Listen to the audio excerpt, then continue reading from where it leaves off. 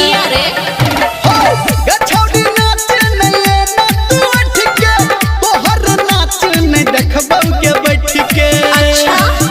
जिए जिला मधुबनी त मारू हेते रे छौरा डीजे वाला हमर भता आ सब बड़ा संभाल लेते चाही लाठी भाला चले तलवार आ सब के संभाल लेते छौरा डीजे वाला हमर भता आ सब बड़ा संभाल लेते डीजे सुमित सतीश रईमा सुमित सतीश अभी आप सुन रहे हैं सावरिया म्यूजिक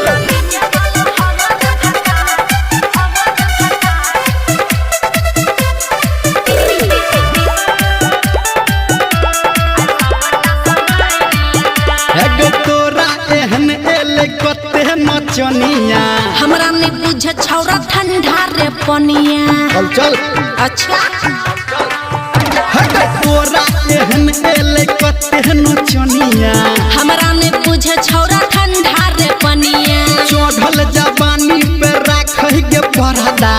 अभी तो और छौरा उड़ते रे गरदा गे ओई महफिल में सब रंगदार हेते रे छौरा डीजे वाला हमर भता आ सब बड़ा संभाल लेता चाहे लाठी भाला चले तलवार आ सब के संभाल लेता रे छौरा डीजे वाला हमर भता आ सब बड़ा संभाल लेता डीजे सुमित सतीश रईमा सुमित सतीश मां गायत्री रिकॉर्डिंग स्टूडियो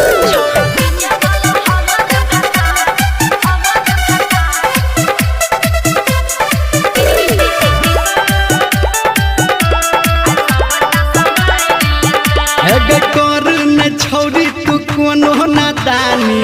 अनरे अखरा में गाते तू जानी अच्छा हाँ